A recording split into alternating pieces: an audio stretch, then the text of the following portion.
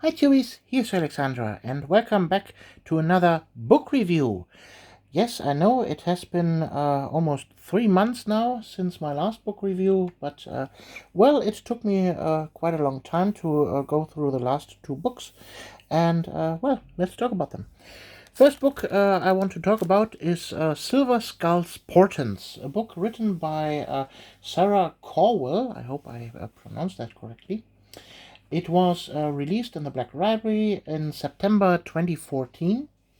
It has 416 pages, and well, it depicts a story about the Silver Skulls Space Marine chapter, and gives it a little bit more, well, background stories to discuss their lore. So the overall plot of this book is that it follows one character specifically. It is a sergeant named Gilias Urten, and well, he's one sergeant from the 8th Company, and in the beginning of the book, the captain of the 8th Company has died, and he is one of the contenders to replace the captain, but when he returns to his homeworld, he is well overruled by the chapter master and the prognosticars, the scripters or librarians of the chapter, and he's forced to be placed in the honor guard and to guard the chapter homeworld for a few months, and well, then an inquisitor visits the homeworld of Varisia, and asks the chapter if they could assist in a planetary assault on a chaos invasion on a planet, and well, they go there, fight the chaos, and everything's proper after that. Yeah, I must say this novel took me a long time to read. It was a real chore to read through it. I did not really enjoy it. It took me almost 2.5 months to read through it. And, well, what can I say? This book is written very, very stiff, I would say. It is a chore to chew through this book, and it was not very enjoyable. So there are lengths in this book where she describes quite a lot of surroundings and what the characters think and all, but it is boring and long winding, and it doesn't get to the point. And then there is, for example, a chapter where this Sergeant Urton has to take a few Space Marine neophytes and scouts on their home planet, and it is like an frozen wasteland, just like the planet for the Space Wolves, and they go through there and they fight a beast, and then it suddenly ends. And one chapter later, they're suddenly back in the chapter monastery, and it was never talked about again. And this chapter feels like there should be at least 2 or 3 other chapters following that, following the adventures of this little squad of this sergeant and the scouts through the wasteland, but it was cut from the story, and it feels completely not part of the story. And then there is this tension between Sergeant Urton and one of the first company veterans named Jewel, and he hates Urton for some reason, because Urton is from Varisia, from the south, and almost all other brothers from the Silver Skulls are from the north, from this planet, and he always belittles Urten for being a savage and a beast and a monster and something like that, but nothing what Urten does reflects that. So there is a completely disconnect between the things that people say about him and how he actually acts. And yeah. Also, in the lore for the Silver Skulls, in the old lore, there was this notion, this top-down approach of storytelling.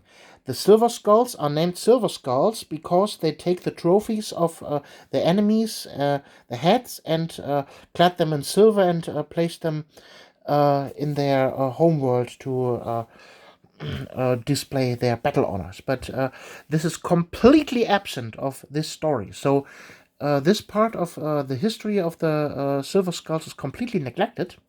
So it feels like it's completely written out of canon.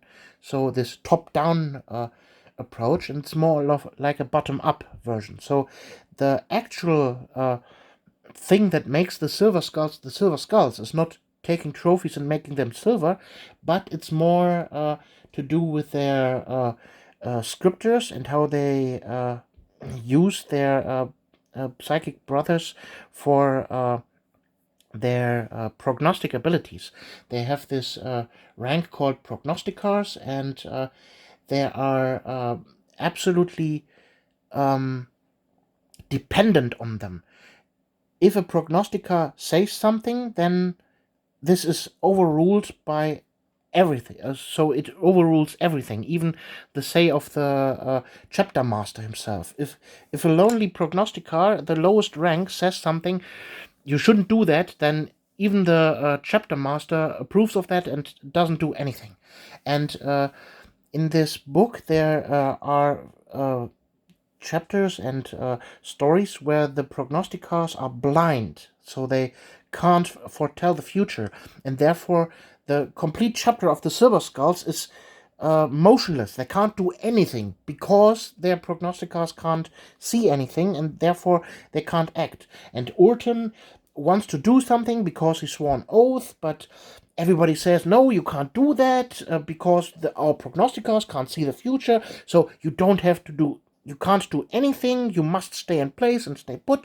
And we wait for the prognosticars to do something, and they can't because chaos is intervening. Yeah, it's a frustrating book, and I highly not recommend this book at all. So much for this book. And now we come to a positive note. Oops, that was the wrong button. The next book that I read was Dominion from Darius Hinks. This book was published in the year 2021, and it was released alongside the Warhammer Age of Sigmar box release of the same name, Dominion. And it follows the story of one of the Dawnbringer Crusades that start from the city Excelsis in the Beast Realm. And you have two main characters, brother and sister named Nixar, and her sister, how is she called again? Son. How's she called?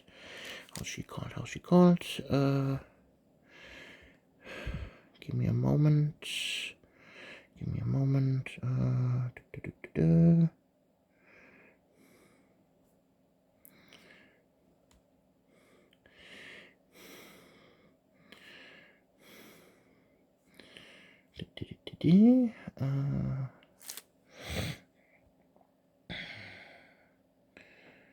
She is called... Where do we have it?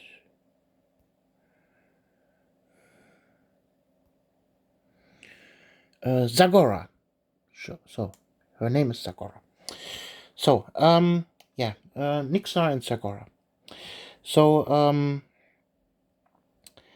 This book is really, really nice to read, and I can highly recommend it. I read this book in about 2 weeks, and I basically flew through the entire chapters, and I can highly recommend it.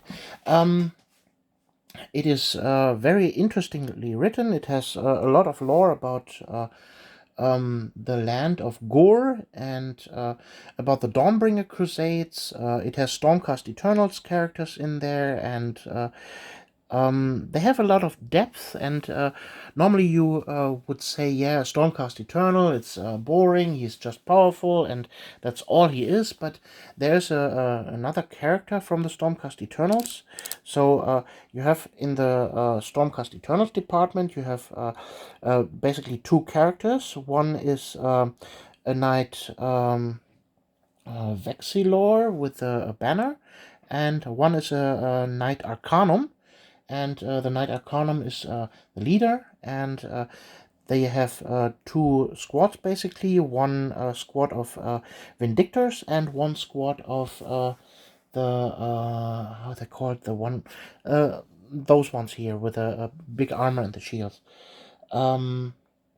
Yeah, and they follow the Dawnbringer Crusade, and basically the story starts with Nixar and Zagora. They are in Excelsis, and Nixar is hunted by witch hunters because shenanigans, and they find this stone called a glimmering, and they are normally used for very minor prophetic visions, but Zagora touches the stone that Nixar has, and it gives her some ultimate vision about the Dawnbringer Crusade and how it should go, and they bring it to the main prognosticators there, and they evaluate her, and they make her the Dawnbringer and the main visionary, and this entire crusade follows her and her vision,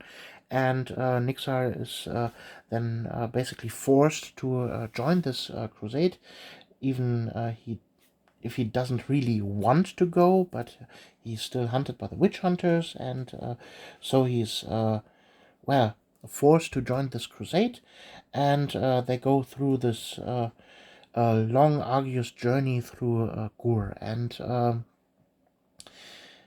yeah, I can honestly say this is a very nice read. It's completely different to normal Space Marines, and it's quite bloodied from time to time, very interestingly written.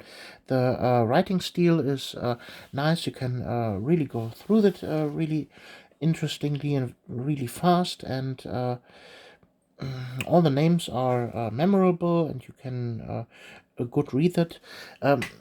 One point back for the previous book, the Silver Skulls Portents.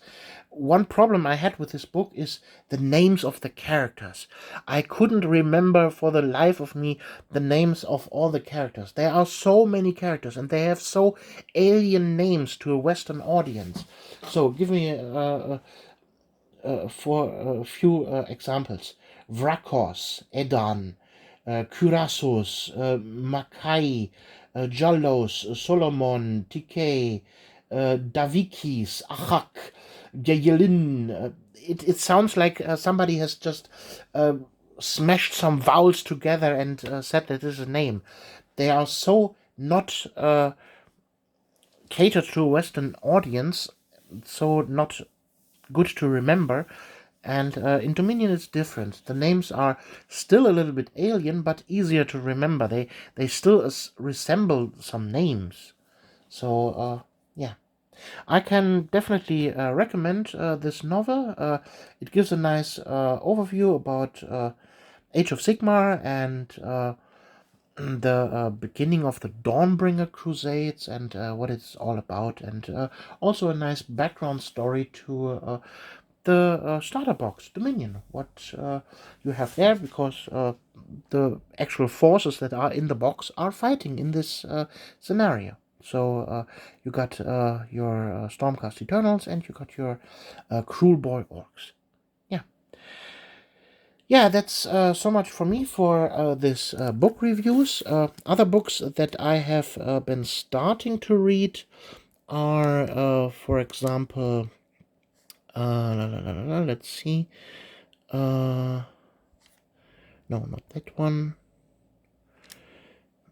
I wanted to go one page further. Here, Deathwatch Omnibus, I have read a little bit. Then the Twice Dead King, I have read a little bit. And Deathwatch, I have read a little bit. But all those books are not. Then here, Die Gefangenen der Nacht, but this is not a Warhammer novel. Yeah, so I will give you an update about other books that I've read or will read in the future. I hope this little review of those two books helps you a little bit, and yeah, we see us in the next book review. Until then, you're Alexandra. Bye.